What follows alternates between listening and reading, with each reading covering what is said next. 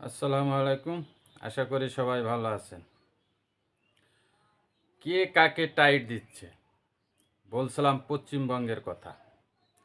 কে কাকে টাইট দিচ্ছে? হিন্দু মুসলিমকে টাইট দিচ্ছে নাকি মুসলিম হিন্দুকে টাইট দিচ্ছে? আসুন বিষয়টি একটু জানি। আপনারা জানেন পশ্চিমবঙ্গের সদ্য নবনির্বাচিত মুখ্যমন্ত্রী শুভেন্দু অধিকারী সে কিন্তু একজন ইসলাম বিদ্বেষী। আসলে ইসলাম বিদ্বেষীদের কারণ সে মুসলমানদের ভোট সে পাবে না জেনে তাই সে ইসলাম বিদ্বেষী হয়েছে, যাতে হিন্দুদের ভোটটা পাওয়া যায়, যাতে বিশৃঙ্খলা ছড়ানো যায়, হিন্দুদের ভোটটা পাওয়ার জন্যই সে মুসলিম বিদ্বেষী সেজেছে। তো যাই হোক, এটা তার কথা। এখন সামনে আসছে কোরবানির ঈদ। এই উপলক্ষে শুভেন্দু অধিকারী তিনি ঘোষণা দিয়েছেন পশ্চিমবঙ্গে গৌমাতাকে জবাই করা যাবে না, সেটা নাকি তাদের গোমাতা। আবার এটাও বলছেন 14 বছরের উপরে হলে সেটাকে জবাই দেওয়া যাবে।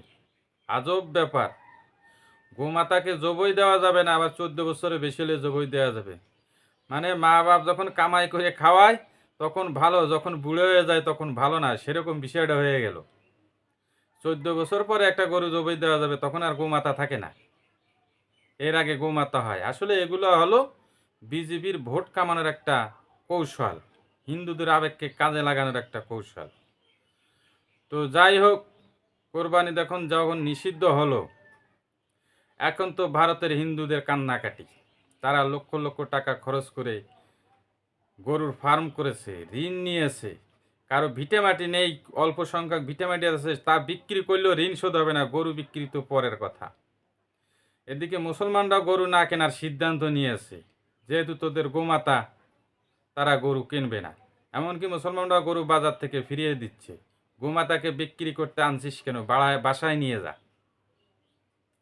যুক্তি তো ঠিক আছে, গোমাতা তোরা রক্ষা করবি, তাহলে আবার বিক্রি করতে আনছিস কেন বাজারে, বাসায় নিয়ে যা।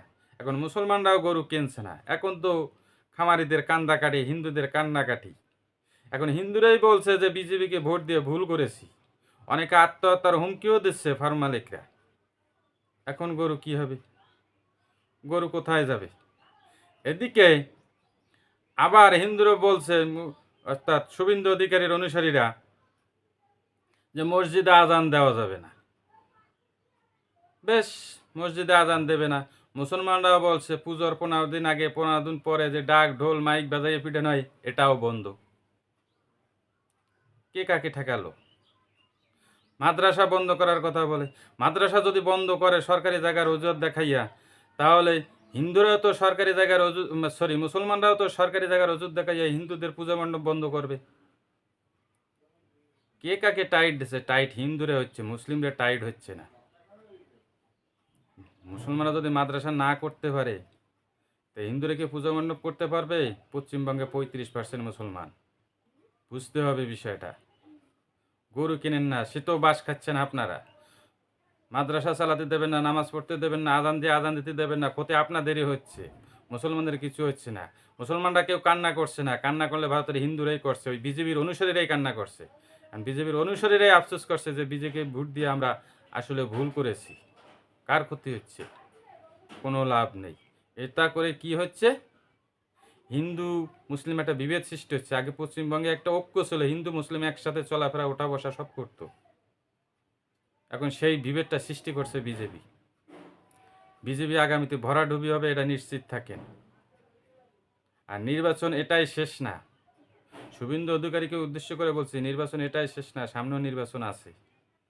দেখবেন আপনার পরিণতি অবস্থাটা কি হয়, আপনাকে পশ্চিমবঙ্গ ছেড়ে যেতে হবে। আমি বলে রাখলাম, শুভেন্দুকে পশ্চিমবঙ্গ ছেড়ে যেতে হবে, পালিয়ে যেতে হবে, উপায় থাকবে না কোনো। এখনও সময় আছে, হিন্দু মুসলিম মিলেমিশে থাকেন, যার ধর্ম সে সঠিকভাবে পালন করেন, কেউ কারো ধর্মে হস্তক্ষেপ করবেন না, এটা আমার ভারতের প্রতি অনুরোধ থাকবে। আজ এ পর্যন্তই। আশা করি ভালো থাকবেন, সুস্থ থাকবেন।